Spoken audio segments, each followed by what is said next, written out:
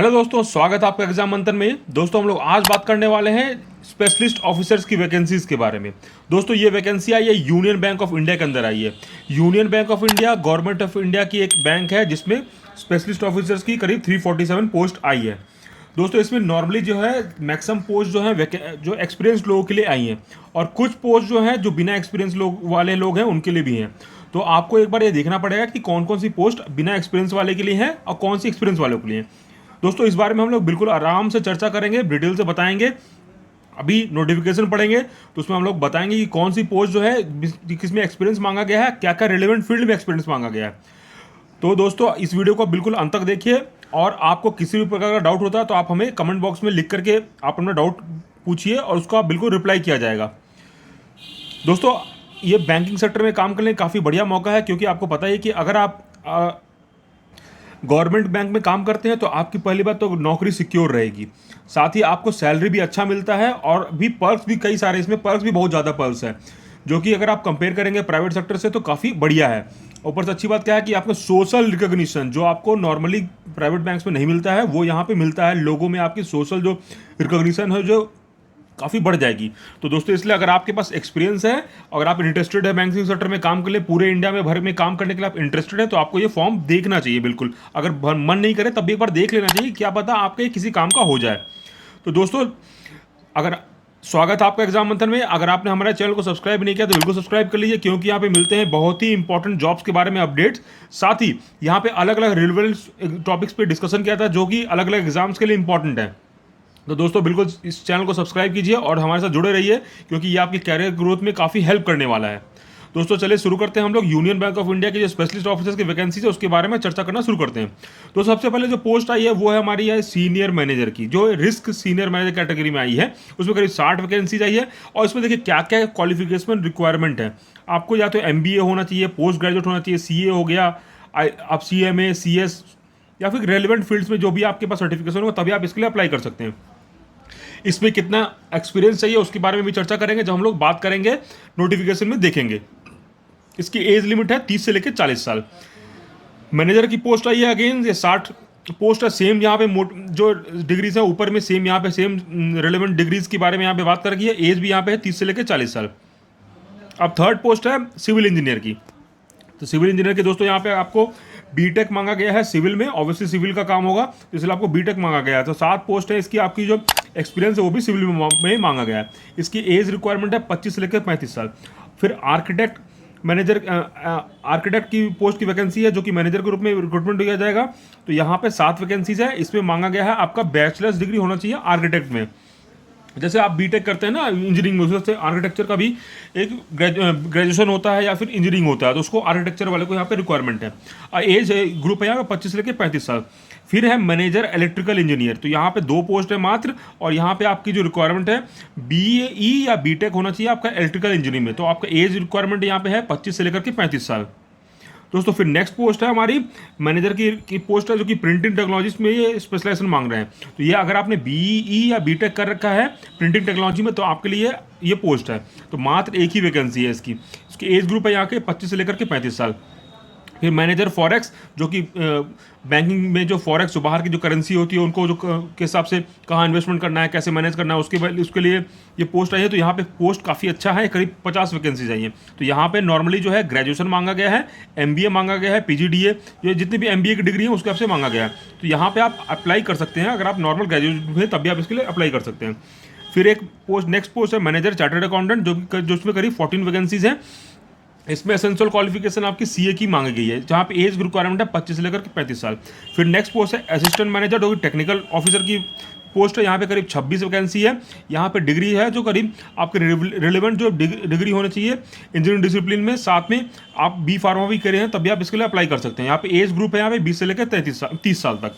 फिर next post है assistant manager forex में। दोस्तों ये वाली पोस्ट में नॉर्मली बिना एक्सपीरियंस के भी अप्लाई कर सकते हैं। अभी हम लोग जब देखेंगे तो उसके बिल्कुल आपको बताएंगे।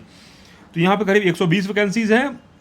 ग्रेजुएशन की रिक्वायरमेंट है, MBA है या फिर और भी MBA रिलेटेड ये डिग्रीज हैं। यहाँ पे एज ग्रुप है 20 से लेकर के 30 साल। दोस्तों यहाँ पे अगर हम लोग इंपॉर्टेंट डेट्स की बात करें, सबसे पहले जब भी हम लोग चर्चा करते हैं एग्जाम के बारे में तो आपको ये पता होना चाहिए कि लास्ट डेट फॉर्म का कब है, क्योंकि लास्ट डेट तक आपको वेट करना नहीं है। क्योंकि अगर आप लास्ट डेट तक वेट करेंगे तो कई बार क्या होता है सर्वर डाउन हो जाएगा, आप फॉर्म भर नहीं पाएंगे, इसलिए आपको पहले ही फॉर्म भर दे रहे हैं। देखिए एग्जामिनेशन का फॉर्म ये कल ही से चालू हो चुका है 12 अगस्त से, और इसका जो लास्ट डेट है पेमेंट ऑफ फीस और जो है उसका 3 सितंबर है। और इसका जो आप एप्लीकेशन को प्रिंट करके आपको एक कॉपी अपने पास रखना है, तो उसके लिए जो है अगर आप सेव करके नहीं रखते हैं तो उसकी लास्ट डेट है 18 सितंबर तक आप प्रिंट आउट निकाल करके सेव कर सकते हैं। एग्जाम का डेट जो अभी फिलहाल बताया गया है 9 अक्टूबर 2021 को बताया गया है, तो मतलब टाइम ज़्यादा है नहीं, 1-2 महीने का टाइम है, लेकिन ये सफिशिएंट टाइम है। अगर आपको एक्सपीरियंस है तो आपके पास कोई दिक्कत नहीं है। दोस्तों क्या क्या एग्जाम में पूछा जाएगा प्रीलिम्स एग्जाम में, वो बिल्कुल अभी चर्चा करेंगे। तो नोटिफिकेशन देखेंगे तो उसके बारे में बताएंगे कि आपको क्या क्या रेलेवेंट टॉपिक से क्वेश्चन पूछे जाते हैं, वो सिलेबस बाकायदा बताया गया है कि किस हिसाब से एग्जाम में क्वेश्चन पूछे जाएंगे। दोस्तों यहाँ पे देखिए लास्ट डेट है 3 सितंबर 2021 को इसकी लास्ट डेट है। फिर से बता दें 3 सितंबर तक आपको वेट नहीं करना है, पहले ही फॉर्म भर देना है, क्योंकि अगर आपको मनपसंद सेंटर नहीं मिलेगा तो आपको घर से दूर जाना पड़ेगा फॉर्म ये एग्जाम देने के लिए। अगर फीस की बात करें तो यहाँ पे देखिए 850 रुपये फीस है मात्र जनरल, ओबीसी या फिर ईडब्ल्यूएस इकोनॉमिकली वीकर सेक्शंस के लिए जो है 850 रुपये फीस है। अगर आप SC ST पीडब्ल्यूडी हैं तो यहाँ पे आपके लिए फीस नील है। दोस्तों यहाँ पे जो एग्जाम लिया जाएगा वो जो 3 चरण में लिया जाएगा, लेकिन ये भी है ना इसमें कई सारे कैटेगरीज हैं, कि कोई ज़रूरी नहीं कि आपका ये प्रीलिम्स हो, कोई ज़रूरी नहीं कि आपका GD हो सकता है कि वो प्रीलिम्स लेके सारा प्रोसेस पूरा करें, या तो ये भी डिपेंड करता है कि नंबर ऑफ एप्लीकेशंस पे, या डायरेक्टली वो इंटरव्यू ले लें, आपके जो मार्क्स और एक्सपीरियंस के हिसाब से बस आपका इंटरव्यू लें, उससे आपका सिलेक्शन हो जाएगा। या तो हो सकता है वो इंटरव्यू लें और GD लें, उसके हिसाब से आपका सिलेक्शन हो जाएगा। तो ये इसमें कई सारे जो हैं ऑप्शन उन्होंने बताए हैं, कोई जरूरी नहीं कि प्रीलिम्स एग्जाम होगा, सब डिपेंड करता है नंबर ऑफ एप्लीकेशंस पे। और फॉर्म कहाँ पे भरना है, तो आपको ऑनलाइन मोड में भरना है, unionbankofindia.co.in पे जाना है। दोस्तों ये हम लोग बाकायदा दिखाएंगे कहाँ पे आपको जाना है, क्योंकि आपको किसी प्रकार का दिक्कत नहीं हो, और उसका लिंक आपको डिस्क्रिप्शन बॉक्स में मिल भी जाएगा, जहाँ पे आपको बस सिंपल क्लिक करना है और आप उस वेबसाइट पर पहुँच जाइएगा। तो दोस्तों चलिए चलते हैं, आप नोटिफिकेशन देखते हैं और जो महत्वपूर्ण जानकारी है उनके बारे में जानकारी साझा करते हैं। दोस्तों ये है ऑफिशियल नोटिफिकेशन जो यूनियन बैंक ऑफ इंडिया ने स्पेशलिस्ट ऑफिसर के लिए ये जो दिया है। यहाँ पे देखिए अलग अलग पोस्ट हैं, किस किस आपको ग्रेड में आपको मिलेगा उसके बारे में बताया गया है। मैनेजमेंट स्केल में आपको 3 में 2 में अलग अलग जो पोस्ट है उसके हिसाब से उसको दी गई है, साथ में सैलरी भी दी गई है। सैलरी भी दोस्तों काफ़ी बढ़िया, क्योंकि यहाँ पे पर्क्स भी मिलते हैं, कई सारे पर्क्स मिलते हैं आपको रहने का, HRA TA DA और आपके LFC मिलते हैं, तो वो आपको काफ़ी सैलरी काफ़ी बढ़िया हो जाती है। तो यहाँ पे चलिए देखते हैं कि क्या क्या इंपॉर्टेंट चीज़ें हैं। दोस्तों यहाँ पे देखिए सैलरी जो अगर हम लोग बात करें, यहाँ पे क्या क्या अलग से आपको मिलेगा, स्पेशल अलाउंस मिलेगा, डियरनेस अलाउंस मिलेगा, और भी अलग अलाउंस मिलेंगे जो बैंकिंग सेक्टर में आपको मिलता है। उसके अलावा आपको रहने का खर्चा मिलेगा, रेसिडेंशियल क्वार्टर मिलेगा, या तो आपको लीज मिलेगा, या उसके अलावा फिर आपको LFC मिलेगा, मेडिकल आपको रिइंबर्समेंट मिलेगा, या हॉस्पिटलाइजेशन का एक्सपेंस आपको बैंक बियर करेगी। तो इस टाइप से कुछ चीज़ें हैं। और देखिए अगर आपको क्या है, लेकिन इसमें इंपॉर्टेंट बात यह है कि ये वही लोग को अप्लाई करना है जो इंडिया में कहीं भी काम कर सकते हैं। अगर आप इंडिया में कहीं भी काम करने के इच्छुक नहीं है तो आपको बिल्कुल इस फॉर्म को नहीं भरना चाहिए। तो देखिए ये साफ साफ यहाँ बैंक ने डिटेल से नोट लिख करके पहले पेज में मेंशन कर दिया, तो ये काफ़ी इंपॉर्टेंट पॉइंट बनता है। देखिए यहाँ पे जो अलग अलग पोस्ट हैं, किस किस कैटेगरीज में कितनी वैकेंसीज हैं, उसके बारे में यहाँ पे चर्चा करी गई है। देखिए एग्जाम का जो है फॉर्म का ऑलरेडी डेट चालू हो चुका है 12 अगस्त से, और लास्ट डेट है इसकी 3 सितंबर को। क्या क्या एलिजिबिलिटी क्राइटेरिया है उसके बारे में डिटेल से चर्चा करी गई है। और अगर आप जो भी फॉर्म में भरते हैं तो अभी भर दिएगा, सही से जानकारी भरिएगा, अदरवाइज अगर आप गलत कुछ भरते हैं तो बाद में चेंज करने का मौका नहीं मिलेगा, और हो सकता है आपका कैंडिडेट भी कैंसिल कर दिया जाए। देखिए चलिए चलते हैं पहले पोस्ट की तरफ, जो कि है हमारी सीनियर मैनेजर रिस्क की। देखिए यहाँ पे एज रिक्वायरमेंट की हम लोग सबसे पहले चर्चा कर ली।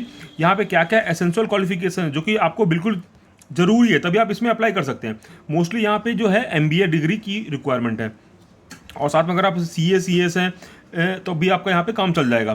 देखिए यहाँ पे अगर आप मास्टर इन मैथमेटिक्स हैं, स्टैटिस्टिक्स में हैं, तब भी आप इसके लिए अप्लाई कर सकते हैं। आप अपने हिसाब से रिलेवेंट जो फील्ड को सेलेक्ट कीजिए और उसके फॉर्म को फिल कर दीजिए। देखिए यहाँ पे डिज़ायरेबल है अगर आपके पास सर्टिफिकेशन है, IIBF की सर्टिफिकेट होती है, certificate examination in risk in financial service, और फिर दूसरी सर्टिफिकेट है certification course in risk management. इस तरह से और भी अलग अलग सर्टिफिकेट हैं जो इसमें रिक्वायरमेंट है। लेकिन यहाँ पे सबसे इंपॉर्टेंट बात यह है कि यहाँ पे जो है 5 साल की जो है एक्सपीरियंस का इसमें रिक्वायरमेंट है, और वो बंदा जो भी इसके लिए अप्लाई करेगा उसको 5 साल का एक्सपीरियंस होना चाहिए, क्रेडिट रिस्क और risk modelling in financial institution में उसको काम किया होना चाहिए, तभी आप इसके लिए अप्लाई कर सकते हैं। दूसरी पोस्ट है दोस्तों ये फिर से रिस्क में ही है मैनेजर की, वो थी सीनियर मैनेजर की, ये है मैनेजर की। तो यहाँ पे एज होगा 25 से लेकर के 35 साल। और यहाँ पे देखिए अलग अलग बात करें यहाँ पे एक्सपीरियंस की, तो फिर से सेम कुछ सेम ही है, मोटा मोटी सेम है यहाँ पे, लेकिन एक्सपीरियंस जो है यहाँ पे चेंज हो जाता है। एक्सपीरियंस यहाँ पे 2 साल की रिक्वायरमेंट है। तो यहाँ पे भी आपको, अगर आपके पास एक्सपीरियंस है क्रेडिट रिस्क और risk modelling in financial institution, rating agency, brokerage forms में, तभी आप इसके लिए अप्लाई कर सकते हैं। थर्ड पोस्ट हमारी आती है vacancies of manager civil engineer की। देखिए सिविल इंजीनियर की मैनेजर की बात हो रही है, तो यहाँ पे ऑब्वियसली आपको जो बीटेक मांगेगा सिविल इंजीनियरिंग में, तो ये आपको बहुत जरूरी रिक्वायरमेंट है। साथ में यहाँ पे आपको मिनिमम 60% मार्क्स की रिक्वायरमेंट है। अगर हम लोग बात करें एक्सपीरियंस सर्टिफिकेट की, तो यहाँ पे देखिए 3 साल का एक्सपीरियंस की रिक्वायरमेंट है, और साथ में एक्सपीरियंस आपको होना चाहिए कंस्ट्रक्शन में या फिर मल्टी स्टोरी बिल्डिंग में आपका मेंटेनेंस का, या फिर और भी रिलेवेंट गवर्नमेंट ऑर्गेनाइजेशन में अगर आपने काम किया है तभी आप इसके लिए अप्लाई कर सकते हैं। नेक्स्ट पोस्ट है हमारी मैनेजर की आर्किटेक्ट की। देखिए आर्किटेक्ट है तो यहाँ पे ऑब्वियसली इसमें बैचलर डिग्री आर्किटेक्चर में मांगा गया होगा, तो सेम चीज़ यहाँ पे है। और यहाँ पे मिनिमम 60% मार्क्स की रिक्वायरमेंट है आपकी ग्रेजुएशन में। उसके बाद आपको देखिए ऑटो कैड का एक्सपीरियंस होना चाहिए, उसके बारे में नॉलेज होना चाहिए, और साथ ही आपके पास 3 साल का रिलेवेंट एक्सपीरियंस होना चाहिए प्लानिंग, डिजाइनिंग, सुपरविजन और भी अलग अलग काम, जैसे कि मेनली आर्किटेक्ट लोग करते हैं, उस हिसाब से आपको एक्सपीरियंस होना चाहिए, कोई भी बिल्डिंग के लिए या फिर कोई भी रेसिडेंशियल प्रोजेक्ट्स के लिए, कमर्शियल बिल्डिंग्स के लिए। नेक्स्ट पोस्ट है देखिए वैकेंसीज है मैनेजर के लिए। मैनेजर किसकी है? इलेक्ट्रिकल इंजीनियर्स के लिए। यहाँ पे देखिए एज ग्रुप है 25 से लेकर 35 साल। यहाँ पे अगर मांग इलेक्ट्रिकल इंजीनियर की मांग है, तो यहाँ पे देखिए बीटेक की मांगी गई है, bachelors degree in electrical engineering, और मिनिमम मार्क्स होना चाहिए 60%। और यहाँ पे एक्सपीरियंस है बोला गया है, 5 साल का एक्सपीरियंस मांगा गया है। आपका एक्सपीरियंस होना चाहिए जो यहाँ पे इलेक्ट्रिकल इंस्टॉलेशन में और आपका ST-LT केबल्स में, जो भी इलेक्ट्रिकल इंजीनियरिंग वाले जो काम होते हैं मेनली आपका रिलेवेंट फील्ड में ही आपका एक्सपीरियंस होना चाहिए, तभी आप इसके लिए अप्लाई कर सकते हैं। नेक्स्ट देखिए प्रिंटिंग टेक्नोलॉजी, इसमें से मात्र एक पोस्ट आई है। इसमें आपको नॉलेज होना चाहिए जो बैंकिंग में जो आपका चेक को जो स्कैन करते हैं, MICR चेक प्रिंटिंग की जो टेक्नोलॉजी होती है उसके बारे में आपको नॉलेज होना चाहिए, सिक्योरिटी फीचर वाला नॉलेज होना चाहिए। साथ में उसमें कोई आपको पकड़ने का, कुछ भी गलती सलती पकड़ने का या फिर फर्जी पकड़ने का, तो आपको एक्सपीरियंस होना चाहिए। मतलब 3 साल का रिलेवेंट एक्सपीरियंस मांगा गया है, तभी आप इसके लिए अप्लाई कर सकते हैं। और इसमें बोला गया कि बीटेक होना चाहिए प्रिंटिंग टेक्नोलॉजी में, तभी आप इसके लिए अप्लाई कर सकते हैं। और यहाँ पे मिनिमम 60% मार्क्स मांगा गया है। नेक्स्ट वैकेंसी दोस्तों है मैनेजर फॉरेक्स की। दोस्तों यहाँ पे जो है अगर आप किसी भी नॉर्मल ग्रेजुएट है तब भी आप इसके लिए अप्लाई कर सकते हैं, इसमें कोई दिक्कत नहीं है, इसमें कोई जरूरत नहीं है आपको बीटेक का अलग से आपके पास डिग्री नहीं है तब भी आप इसके लिए अप्लाई कर सकते हैं। यहाँ पे अगर आप नॉर्मल ग्रेजुएट है तब भी आप इसके लिए अप्लाई कर सकते हैं। तो ये बिल्कुल सही पोस्ट है, काफ़ी मजेदार पोस्ट है, क्योंकि इंटरेस्टिंग पोस्ट भी है, क्योंकि इसमें पब्लिक डीलिंग नहीं करना है, आपको डायरेक्टली बैंकिंग सेक्टर के अंदर काम करना है। और यहाँ पे मिनिमम जो है वर्क एक्सपीरियंस आपका होना चाहिए, 3 साल का एक्सपीरियंस होना चाहिए, बैंकिंग और फाइनेंस में होना चाहिए एक्सपीरियंस, जो कि फॉरेन ट्रेड में होना चाहिए। अब नेक्स्ट पोस्ट है हमारी देखिए मैनेजर की है, जिसमें कि CA मैनेजर चार्ट अकाउंटेंट की यहाँ पे पोस्ट है। इसमें आपको मिनिमम जो एक्सपीरियंस होना चाहिए 2 साल का होना चाहिए एज CA। अगर आप 2 साल ने काम किया है बैंकिंग में, NBFC में, फाइनेंशियल इंस्टीट्यूशन या क्रेडिट रेटिंग एजेंसी में, तब आप इसके लिए अप्लाई कर सकते हैं। और साथ में यहाँ पे अगर आपको प्रेफरेंस दिया जाएगा अगर आपके पास ये जो चीज़ें नीचे लिखी हुई है इसके बारे में आपको अगर एक्सपीरियंस है तो। नेक्स्ट है देखिए वैकेंसी ऑफ असिस्टेंट मैनेजर, जो कि टेक्निकल ऑफिसर के यहाँ पे पोस्ट की बात करेगी है। इसमें करीब एज ग्रुप है 20 से लेकर 30 साल। इसमें अगर आप नॉर्मल जो है, अगर आपने इंजीनियरिंग कर रखी है, रेलेवेंट फील्ड से यहाँ पे देख सकते हैं कौन कौन सी फील्ड यहाँ पे जो ज़रूरत है, जिसके हिसाब से ही तभी आप अप्लाई कर सकते हैं। जैसे कंप्यूटर साइंस हो गया आपका, IT, textile, chemical, B pharma, या फिर सिविल में electrical, mechanical, production, metallurgy, electronics, ENT में आपके पास अगर आपने बीटेक कर रखा है तभी आप इसके लिए अप्लाई कर सकते हैं। और यहाँ पे मिनिमम 60% मार्क्स है। यहाँ पे कोई भी एक्सपीरियंस की रिक्वायरमेंट नहीं है, बिना एक्सपीरियंस के भी आप ये फॉर्म भर सकते हैं यहाँ पे ये इस जॉब के लिए।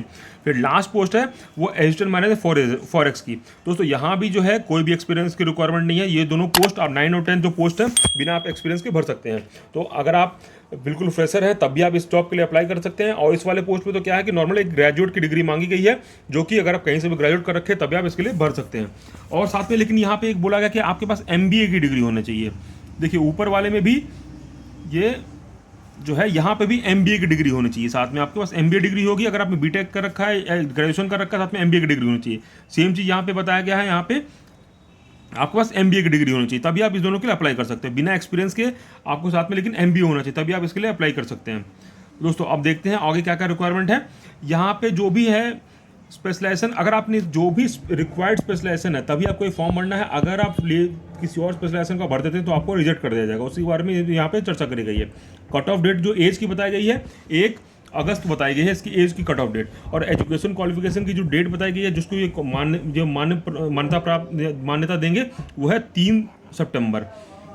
मतलब इसका मतलब ये है कि अगर आपको डेट जो 3 सितंबर के पहले का होना चाहिए तभी आपको ये इस एग्ज़ाम में बैठ सकते हैं। जैसे कई लोग जो होते हैं जो कई बार बी कर रहे हैं, बीटेक कर रहे हो और वो लोग एमबीए कर रहे हैं, तो उनको जो डिग्री जो है कई बार अगर इसके पहले की डेट की होगी तब आप कट ऑफ डेट की होगी तो आप इसके लिए अप्लाई कर सकते हैं।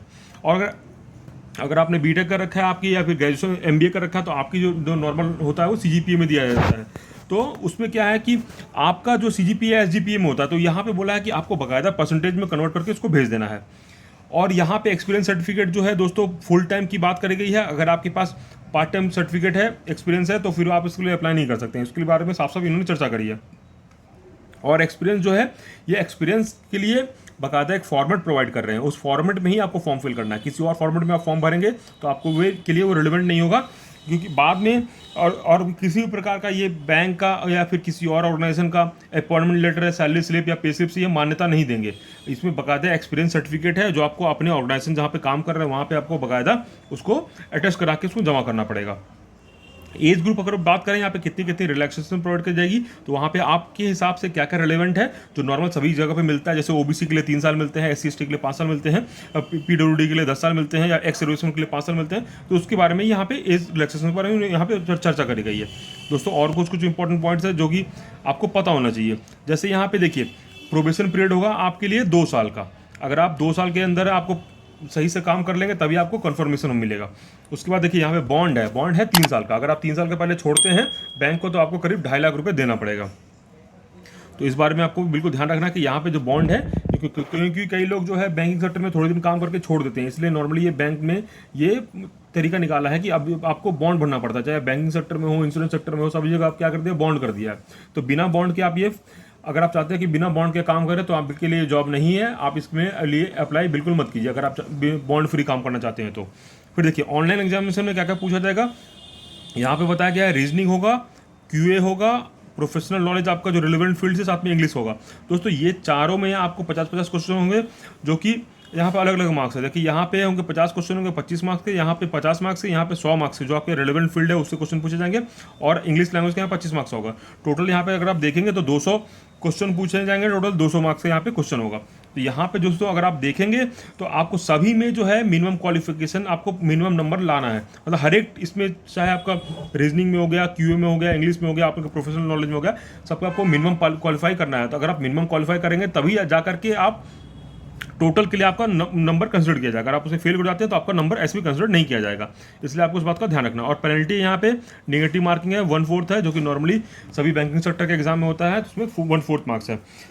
दोस्तों अगर आप यहाँ पे ऑनलाइन एग्जाम पास करते हैं तो आपको पर्सनल इंटरव्यू के लिए बुलाया जाएगा, उसके बाद हो सकता है जीडी भी लिया जाए। तो इसमें कई सारे उन्होंने परमुटेशन कॉम्बिनेशन बनाए हैं, तो उसके बारे में हम लोग अभी चर्चा करेंगे। तो पर्सनल इंटरव्यू लिया जाएगा 50 मार्क्स का, तो इसमें मिनिमम क्वालिफाइंग मार्क्स है यहाँ पे 25 मार्क्स का जनरल के लिए, और रिजर्व कैटेगरीज के लिए यहाँ पे जो क्वालिफाइंग मिनिमम मार्क्स है वो है करीब 22.5 नंबर।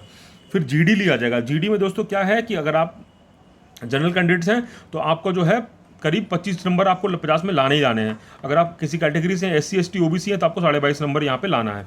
फिर देखिए फाइनल सिलेक्शन जो है, इसमें बारे में कई सारे इन्होंने परमुटेशन बताए हैं कि अगर ऑनलाइन एग्जाम नहीं होता, डायरेक्टली इंटरव्यू कंडक्ट किया जाता है, तो उसमें जो है आपका मेरिट बनेगा सिर्फ इंटरव्यू पे। अगर ऑनलाइन एग्जाम नहीं होता तो हो सकता है ये इंटरव्यू भी ले लें, साथ में जीडी भी ले लें, तो दोनों के बेसिस पे ये सिलेक्शन कर सकते हैं। तो उसके बारे में उन्होंने बताई है। अगर ये ऑनलाइन एग्जाम होता है तो आपका ऑनलाइन एग्जाम देना पड़ेगा। तो ये सब डिपेंड करता है कि आपका ऑनलाइन एग्जाम होता है कि नहीं होता है। अगर आप ऑनलाइन एग्जाम होता है तो आपका एग्रीगेट मार्क्स है, तो ऑनलाइन एग्जामिनेशन और पर्सनल इंटरव्यू के हिसाब से वो आपको ये सिलेक्शन प्रोवाइड किया जाएगा। यहाँ पे देखिए और कुछ इंपॉर्टेंट पॉइंट्स है दोस्तों इस बारे में, तो हम लोग बिल्कुल चर्चा करेंगे, जो कि काफ़ी इंपॉर्टेंट है, जो आपको कहीं भी और किसी भी चैनल पे नहीं मिलने वाला है। दोस्तों यहाँ पे जो आपको सिलेक्शन जो होगा, आपको ये बताया कि हर एक में टेस्ट में जो आपका एग्जाम हो रहा है, हर एक में आपको मिनिमम क्वालिफाइंग मार्क्स है, तो हर एक में आपको पास करना है। अगर आप मिनिमम क्वालिफाइंग मार्क्स नहीं लाते हैं तो आपको यहाँ से सिलेक्शन नहीं मिल पाएगा। इस बात का भी ध्यान रखिएगा दोस्तों। आपका जो सेंटर है, फॉर्म आपको जल्दी भरना है दोस्तों, सेंटर्स के काफ़ी कम है। अगर आप देखेंगे सेंटर्स के बहुत सारे जो है मेट्रोपॉलिटन्स में है या फिर कैपिटल्स में है, तो ये भी काफ़ी कम शहर में है, तो आपको सेंटर जल्दी से भरना, तभी आपको ये फॉर्म भर सकते हैं। और इसका जो फॉर्म कहाँ पे भरना है, union bank of India .co.in पे जाना है, रिक्रूटमेंट में जाना है, कैरियर ओवरव्यू में जाना है। दोस्तों ये बकायदा इसका जो लिंक जो है आपको डिस्क्रिप्शन बॉक्स में मिल जाएगा, आप वहाँ जा करके भी क्लिक करके भी इस फॉर्म को भर सकते हैं। और देखिए आपको इंटरव्यू के समय क्या क्या जो लेके जाना डॉक्यूमेंट्स उसके बारे में यहाँ पे चर्चा करी गई है। तो वो इंटरव्यू के लिए जब भी आप जाएंगे तो आपको ये फॉर्म सारा ले करके जाना है। देखिए अगर आप कोई भी फर्जी वाला जब करते हैं एक्सपीरियंस सर्टिफिकेट में, तो अगर आप बाद में उसको प्रूफ नहीं कर पाइएगा, तो इसलिए इससे बढ़िया है कि ऐसा काम करिए ही नहीं, इससे बढ़िया फॉर्म ही मत भरिए। तो क्योंकि बाद में आपका कैंडिडेट जो रिजेक्ट कर दिया जाएगा, इसलिए उसको आपको वो गलत काम करना ही नहीं है। देखिए बैंकिंग सेक्टर में काफ़ी अच्छा ग्रोथ होता है, अगर आप सही से काम करेंगे तो वहाँ पे आप काफ़ी मैनेजमेंट लेवल पे काफ़ी ऊपर तक जा सकते हैं। तो ये काफ़ी अच्छी बात होती है बैंकिंग सेक्टर में, जो कि और किसी सेक्टर में इतना आपको ग्रोथ नहीं मिलता है। तो इसलिए काफ़ी बढ़िया अपॉर्चुनिटी है आपको ऊपर लेवल तक जाने के लिए। आप इवन ईडी तक बन सकते हैं अगर सही से आप सही टाइम पे अपना प्रमोशन लेते रहे तो। दोस्तों और देखिए यहाँ पे नीचे में जो है लेटर हेड है, जो एक्सपीरियंस सर्टिफिकेट है, आपको यही फॉर्मेट में आपको साइन करा के जाना है अपने रिलेवेंट डिपार्टमेंट से, अदरवाइज आपका जो रिलेवेंट सर्टिफिकेट को मान्यता प्राप्त नहीं करी जाएगी। तो इसके बारे में चर्चा करी गई है। और देखिए SC ST OBC हैं अगर आप, तो आपको लिए बकायदा यहाँ पे एनेक्सर प्रोवाइड किया गया है, इसी फॉर्मेट में आपको जमा करना है अपना रिजर्वेशन सर्टिफिकेट, अदरवाइज वो रिजेक्ट कर दिया जाएगा।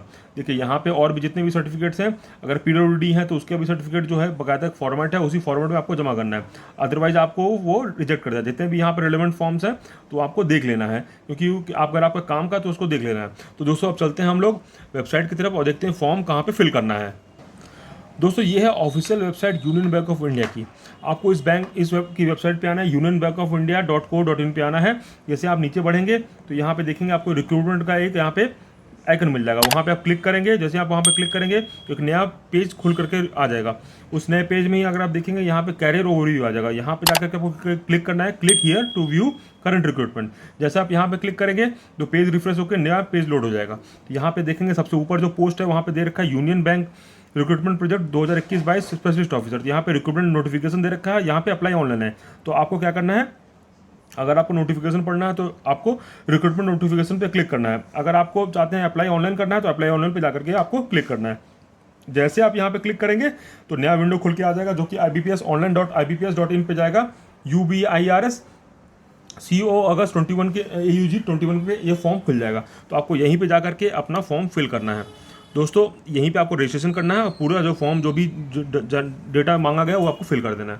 दोस्तों आशा करते हैं आपको ये जानकारी बिल्कुल अच्छी लग रही होगी। अगर अच्छी लग रही है तो कृपया करके लाइक शेयर सब्सक्राइब करना ना भूलें।